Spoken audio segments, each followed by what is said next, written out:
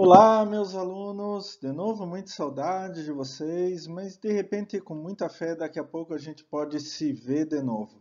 Bom, nós vamos entrar no último assunto da nossa disciplina, que é economia ambiental. Antes de a gente falar mais especificamente, eu queria dizer assim que a economia ambiental, gente, ela é um ramo novo da economia, talvez um dos últimos que tenha sido pensado, criado, desenvolvido, e ela ainda requer muito amadurecimento.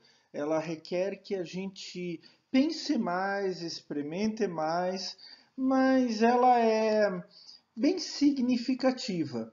É um dos ramos que mais está crescendo no pensamento ambiental de como trabalhar a economia relacionada ao meio ambiente. Então vamos conversar um pouco sobre economia relacionada ao meio ambiente?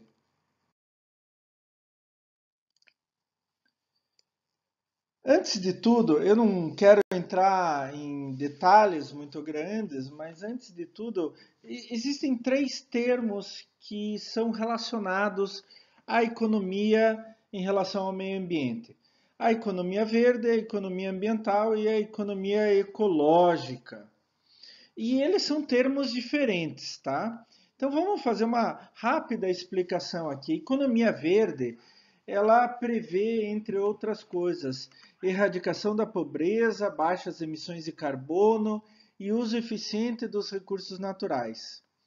A economia ecológica, ela é considerada um subsistema dentro de um sistema maior, que é o meio ambiente. E ela prevê como requisitos básicos a não aceitação do crescimento econômico, o decrescimento econômico ou a economia chamada estacionária, quer dizer, sem crescimento. Não decresce, mas também não cresce. Então vocês podem ver que tanto a economia verde quanto a economia ecológica, elas têm um quê de tomar um posicionamento sobre o que acontece na relação do ser humano com o meio ambiente. Já quando a gente fala da economia ambiental, a gente está falando de uma coisa um pouquinho diferente. A gente não toma um posicionamento, mas trabalha a questão da relação econômica do ser humano com o meio ambiente. Como que a gente faz isso? Através da atribuição de valor monetários a bens ambientais que sejam favoráveis ao crescimento econômico, preservação dos recursos naturais suficientes para manter a economia. Então a gente pode ver que a economia ambiental, ela sim se preocupa com a preservação dos recursos, mas ela também se preocupa com o ser humano, principalmente, né? Como que eu posso fazer para a nossa sociedade ter crescimento econômico e manter a preservação, a proteção dos recursos naturais ao mesmo tempo? Isto não é fácil e ainda está em fase de discussão, de desenvolvimento dessa ideia. O que a gente vai ver nessa aula e na aula que vem é a economia ambiental. O que nos interessa mais agora, no momento, que é mais palpável, digamos assim, mais concreto para a gente e para as nossas empresas, é a economia ambiental. Então, vamos discutir um pouco mais sobre a economia ambiental? Pierce e Turner, lá em 1995, já falaram que a economia ambiental tem por prioridade alcançar um crescimento econômico que vise o bem-estar social e, simultaneamente, preservar a quantidade de recursos naturais suficientes para manter a economia, ou pelo menos manter de forma constante esses recursos para que a economia possa se perpetuar. Se vocês se lembram bem, isso está baseado na ideia do desenvolvimento sustentável, né? Eu aproveitar hoje os recursos de tal maneira que as próximas gerações, nossos filhos, netos, bisnetos, tenham os mesmos recursos para serem aproveitados. Então, essa ideia de economia ambiental do Percy Turner está baseado exatamente no conceito de desenvolvimento sustentável. E Percy Turner ainda colocam duas regras básicas para que a gente possa pensar a economia ambiental dentro da nossa sociedade. Primeiro, a utilização de bens naturais não pode ser acima das capacidades dos ecossistemas de se renovarem. De novo, o conceito de desenvolvimento sustentável. E a segunda regra é que não se deve jogar resíduos além da capacidade do meio ambiente de assimilação ou deterioração desses nossos resíduos. Então, o que Pearce e Turner estão falando? Olha, economia ambiental, a gente quer o crescimento, mas quer proteger o meio ambiente. E para isso, a gente não pode usar mais do que a própria natureza oferece, nem podemos jogar os restos dos nossos sistemas no ambiente de tal forma que ele não possa trabalhar, assimilar, deteriorar esses nossos resíduos. É interessante que um outro autor, Ballesteros, em 2008, coloca que a economia ambiental ela acontece em 4 níveis básicos: o macroeconômico, setorial, microeconômico e global. O macroeconômico ele estuda, ele vê a relação entre desenvolvimento e meio ambiente. Então quando a gente pensa a economia ambiental no nível macroeconômico, a economia de um país, de uma região como um todo, a gente está pensando o desenvolvimento econômico aliado ao crescimento, progresso tecnológico, aprimoramento do material humano e proteção ambiental. Quando a gente está falando da economia ambiental a nível setorial, a gente está falando das empresas, principalmente na questão internacional. Então, a nível setorial, a economia ambiental ele diz que as empresas que investem em questões ambientais são mais competitivas no mercado internacional. Por isso mesmo que a empresa ela deve incluir despesas com a questão ambiental nos seus investimentos. Quando a gente está falando no nível microeconômico, a gente está falando dentro da empresa. O nível setorial é a relação da empresa com o mercado. O microeconômico é dentro da empresa. E nesse nível microeconômico diz, quem polui, paga. Simples. Então, ele prega no nível microeconômico, dentro da economia ambiental, que as indústrias devem internalizar esses custos e evitar problemas ambientais, prejuízos ambientais, poluição ambiental. E isso ela deve fazer com inovações tecnológicas. Pode ser, por exemplo, aproveitando melhor a matéria-prima e produzindo menos resíduo, ou mesmo jogando ou tratando a poluição antes de jogá-la no meio ambiente. E, finalmente, Balesteiro fala da economia ambiental no nível global. E aí a gente coloca uma preocupação muito grande com os grandes desastres ambientais. Ele diz que impactos ambientais não possuem fronteiras. Por exemplo, mudanças climáticas.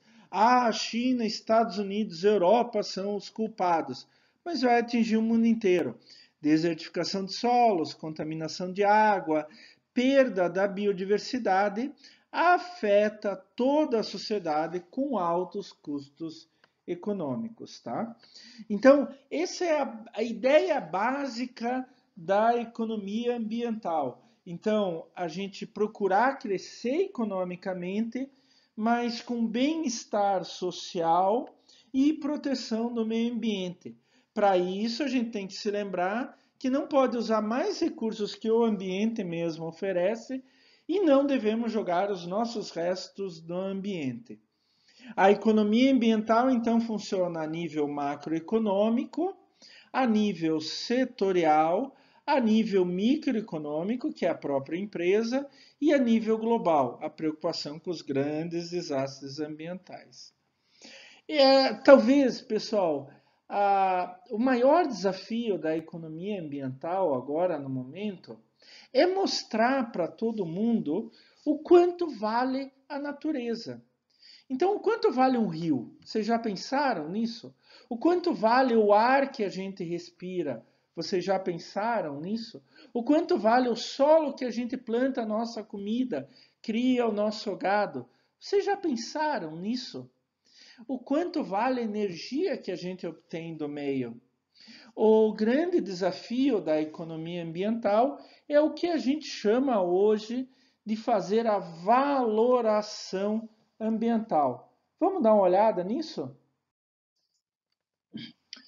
E eu falo para vocês, eu tenho acompanhado a economia ambiental, o desenvolvimento da economia ambiental, apesar de não ser especialista em economia ambiental, eu tenho acompanhado há muito tempo. E eu vejo que o maior problema é a valoração ambiental. Aula que vem a gente vai tratar de custos ambientais dentro de uma empresa.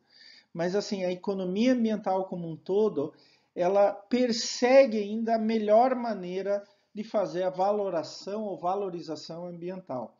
Então, quando a gente fala de valoração ambiental, a partir da economia ambiental, nada mais é do que a tentativa de estimar o valor monetário do recurso ambiental em relação aos outros bens e serviços disponíveis na economia tradicional. Tafuri, 2008, colocou muito bem que valoração ambiental não é uma mera conversão monetária dos recursos ambientais.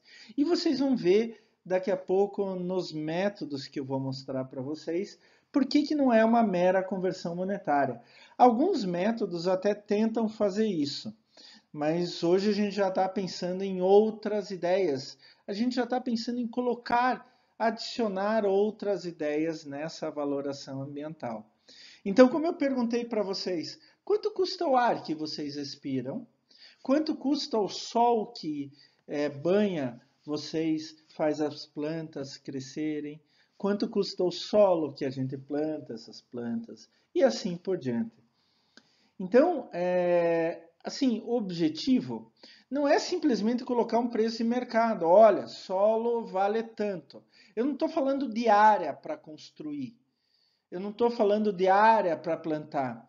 Eu estou falando do valor que aquele solo pode trazer a longo prazo para o ser humano, para o ambiente. Então, eu não estou falando de colocar preço de mercado porque uma empresa vá lá, pague aquilo e faça o que quiser no lugar. Não.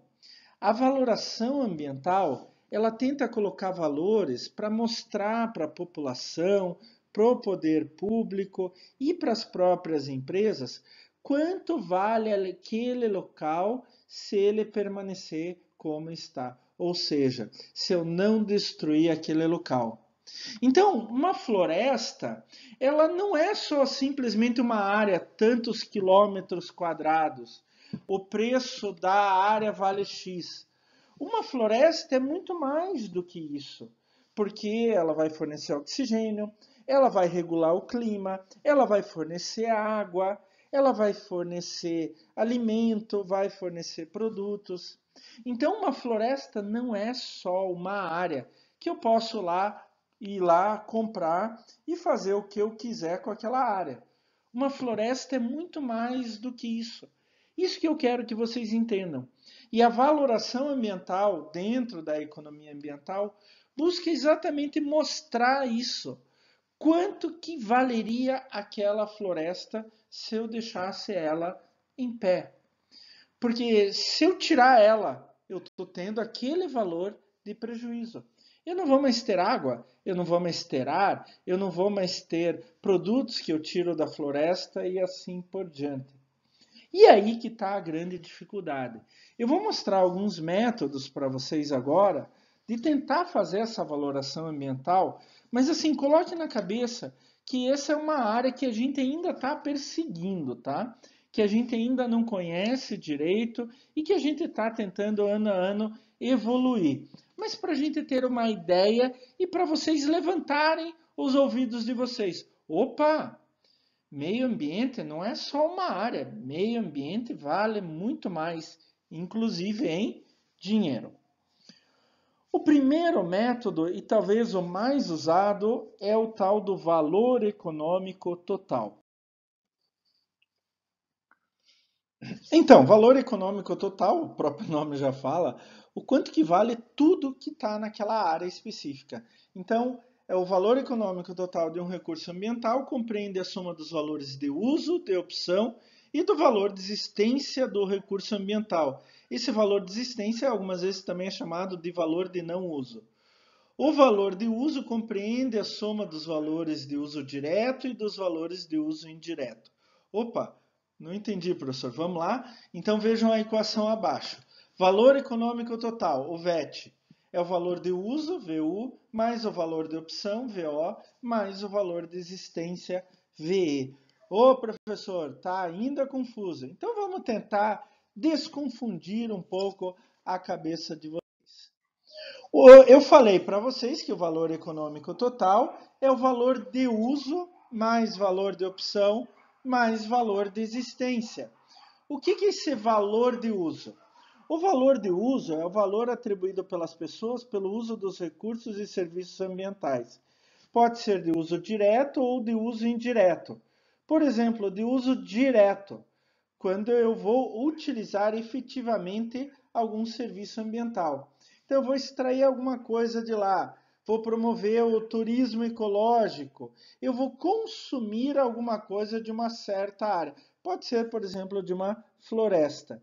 Então, aquilo vai reverter em um valor direto para a gente. Já o valor indireto, o valor de uso indireto, é o benefício atual do recurso derivado de funções ecossistêmicas. Quer dizer, é aquilo que a floresta proporciona para a gente, mesmo que a gente não ganhe dinheiro com isso. A proteção do solo, a estabilidade climática, proteção do corpo de água, daí fornece água. Se eu tirar aquela floresta, eu vou perder o manancial de água. Da onde que eu vou tirar a água? Esse é um grande problema, né? A gente está vendo isso em Curitiba nos últimos tempos, na região metropolitana, com a falta de água. Então, a gente tira a floresta, perde a água, tá? Isso é um valor de uso indireto, que eu não vou utilizar a floresta lá direto. Ela tá lá para proteger a água, e daí eu posso usar a água. O valor econômico total, então, é o valor de uso, pode ser uso direto e indireto, né? O direto, aquilo que eu ganho efetivamente tirando da floresta, e o indireto é que a floresta ou o meio ambiente, não precisa ser necessariamente floresta, me proporciona. Daí tenho mais o valor de opção. O valor de opção é aquilo que as pessoas atribuem no presente para que no futuro os serviços prestados pelo meio ambiente possam ser utilizados. Vamos dar um exemplo. A gente sabe que as florestas nativas, principalmente tropicais e equatoriais, guardam uma biodiversidade imensa. E muita dessa biodiversidade pode ser utilizada para fazer produtos que beneficiem o ser humano. Por exemplo, fármacos, medicamentos. Então a gente vê, por exemplo, não só medicamentos, mas outros produtos de beleza. A Natura, por exemplo. A Natura procura sempre novos princípios ativos para fazer shampoo, sabonete, perfume, etc., que são tirados do meio ambiente, lá da floresta amazônica, por exemplo. Então ela vai lá, pesquisa uma fruta, uma flor, uma folha, uma raiz e assim por diante. Ela tira um princípio ativo e faz um produto. Tá? O valor de opção é exatamente isso. Só que eu deixo de tirar, eu deixo de usar a floresta para agricultura, ou para pecuária, ou para construir uma cidade, deixo a floresta em pé para que ao longo do tempo, não só agora, ao longo do tempo, daqui 10, 20, 50, 100 anos, eu possa ir pesquisando cada vez mais coisas que vão proporcionar um novo produto para o meio ambiente. Então eu faço uma opção, eu não tiro a floresta, mas ao longo do tempo eu vou pesquisando usos futuros para aquela floresta, a partir daquela floresta.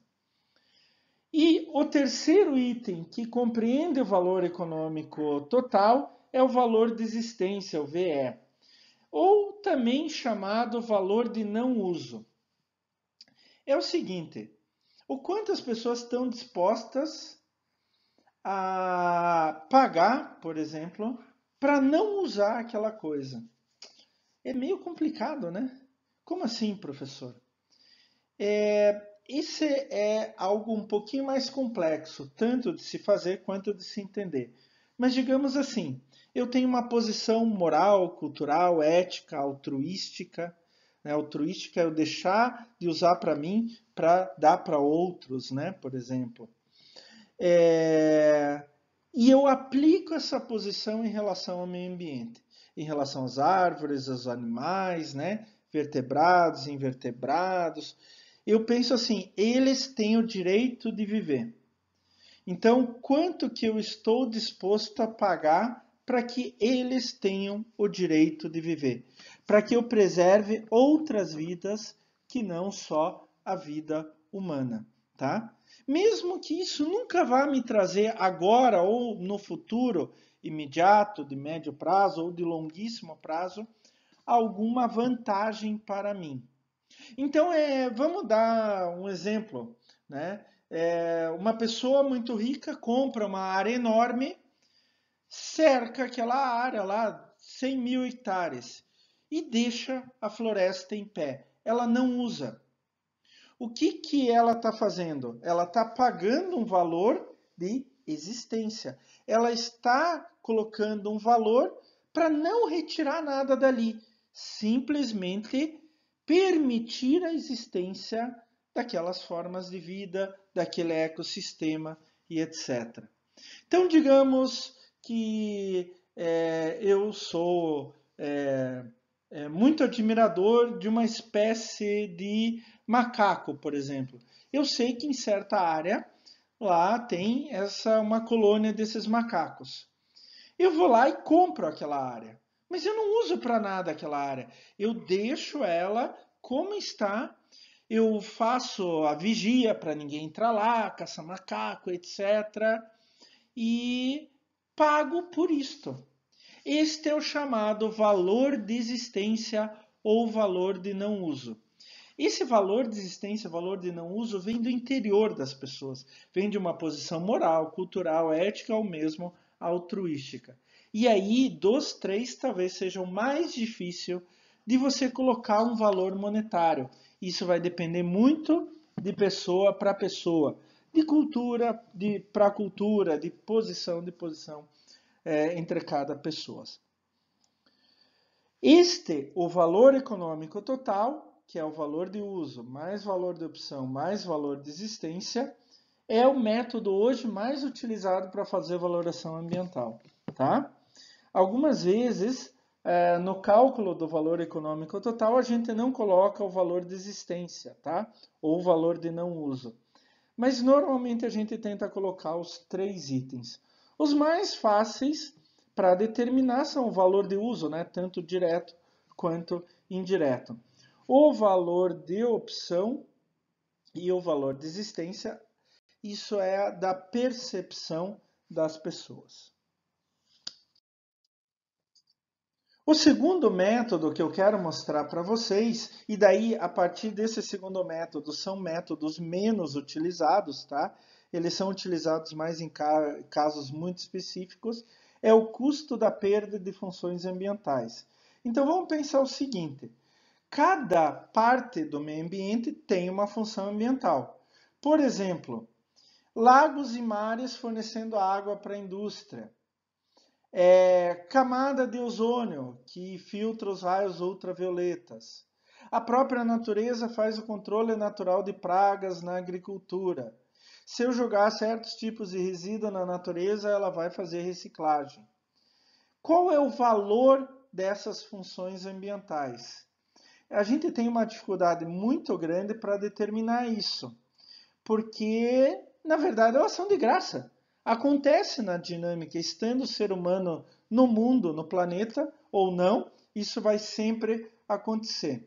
O grande problema é quando a gente, através da nossa ação, a gente interfere nessas funções ambientais, quando essas funções ambientais estão comprometidas.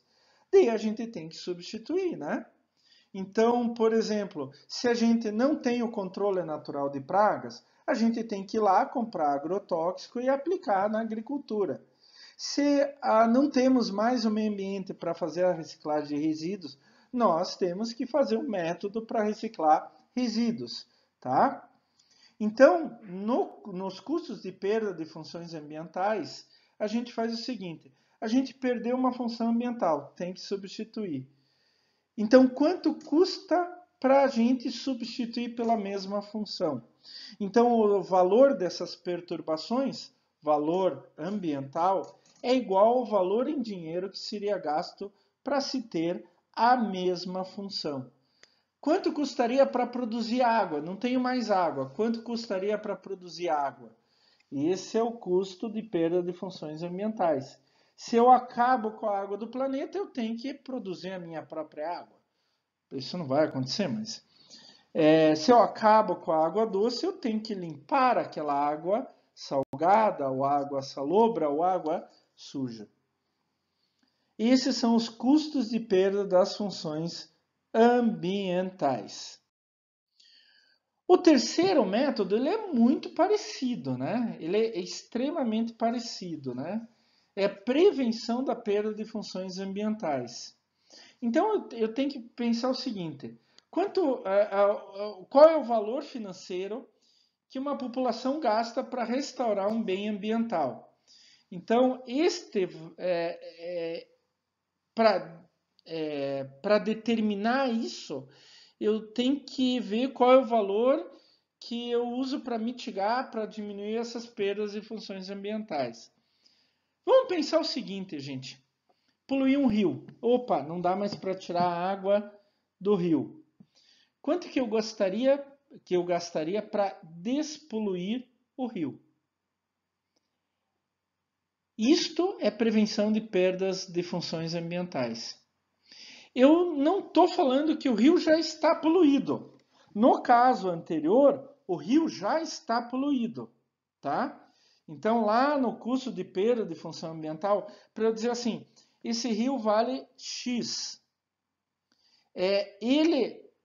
Eu só vou saber o valor daquele rio se o rio já está poluído. Daí eu vou gastar X para despoluir o rio, tá?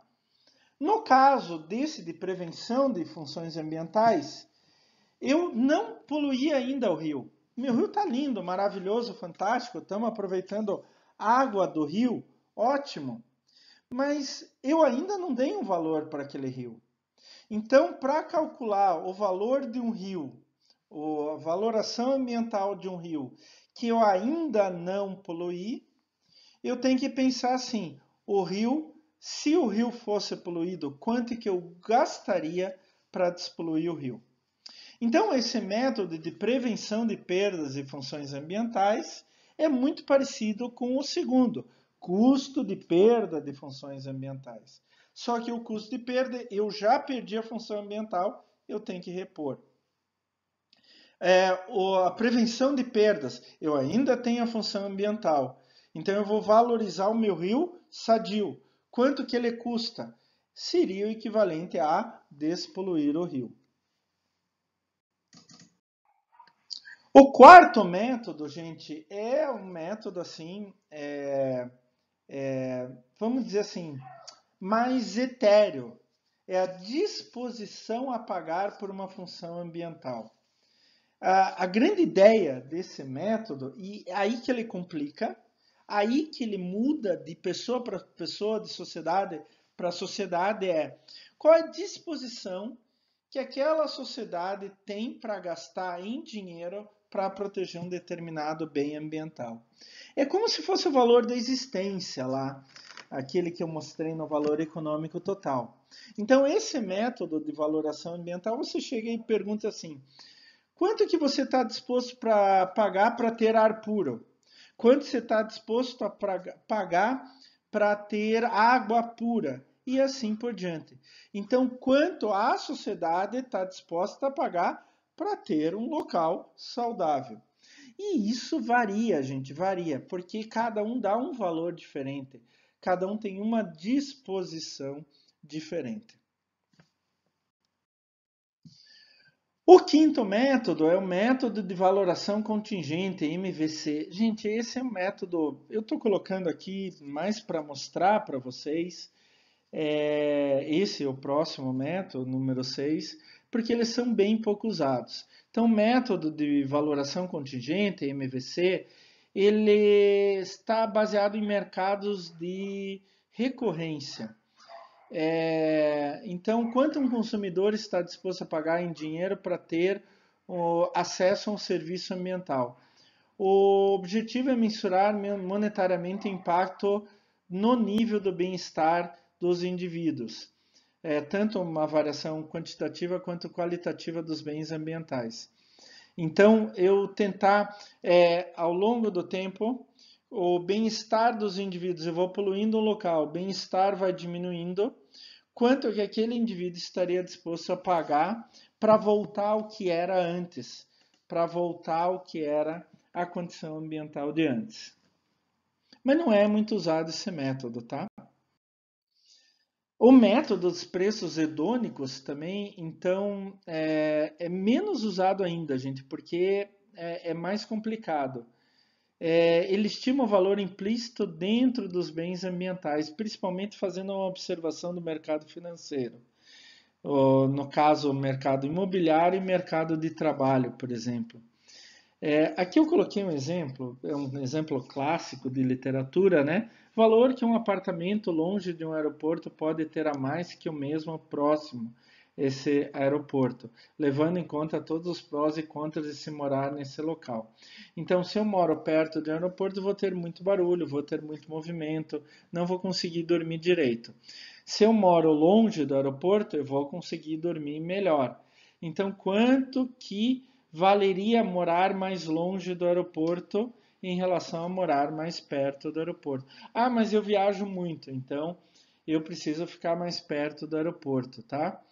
Esse método dos preços hedônicos, assim, ele é um método muito fora da questão ambiental, porque ele se baseia basicamente em mercado imobiliário e mercado de trabalho, tá?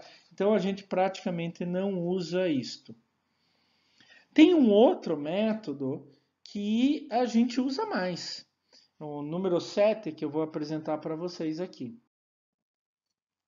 É a disposição a aceitar pela compensação de perdas de funções ambientais. Vamos pensar, eu até dei um exemplo aqui para vocês, mas vamos pensar o seguinte.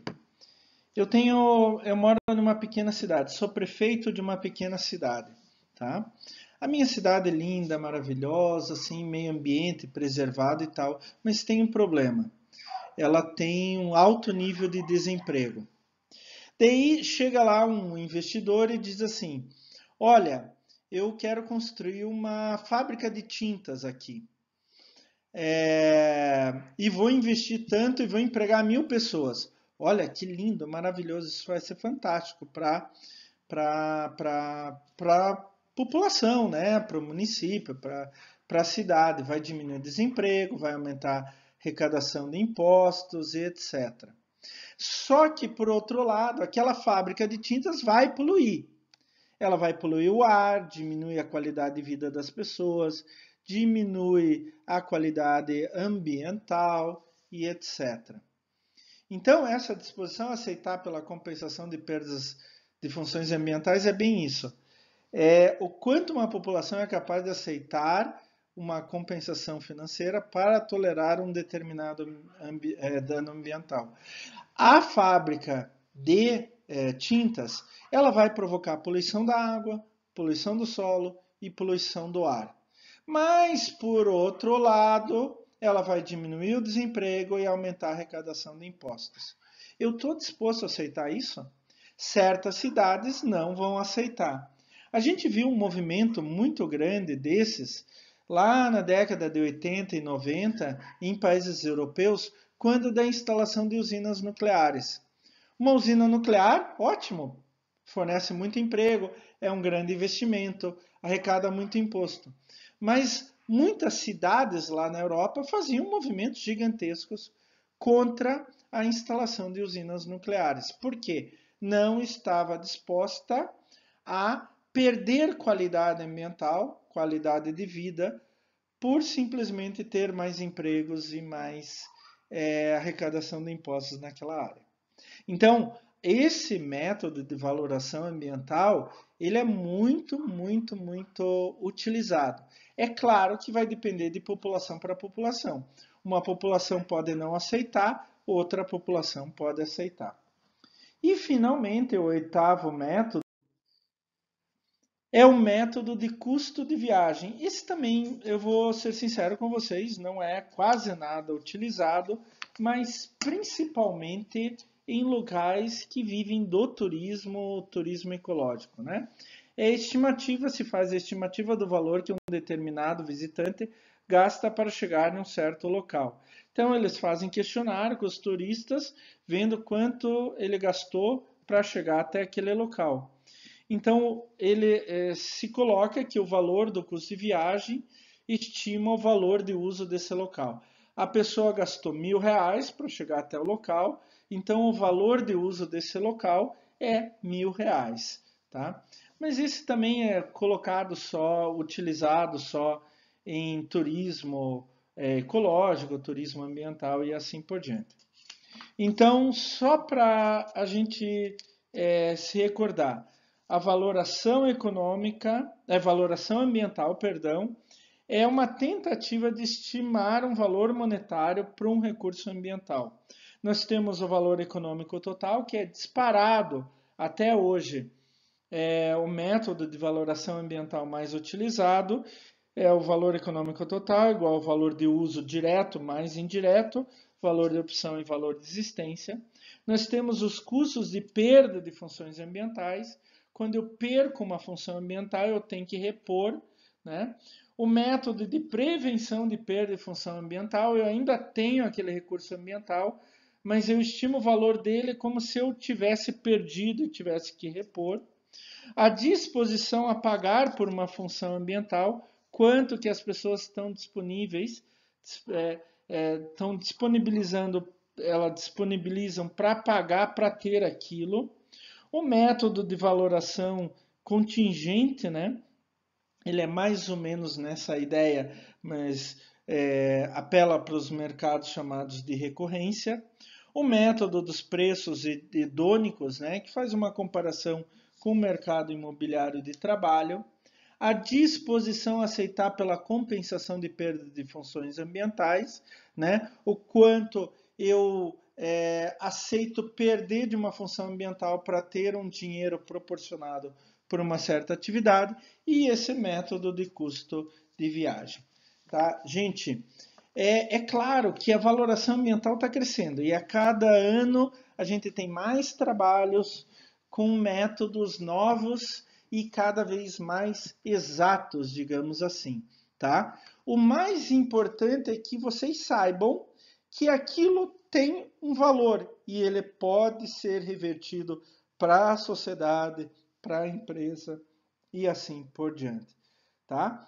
Gente, eu quero ver vocês lá no nosso live para discutir, para tirar dúvidas. E aula que vem nós vamos falar um pouco mais sobre economia ambiental, daí trabalhando os custos ambientais de uma certa atividade. Pessoal, até lá e qualquer dúvida estou à disposição.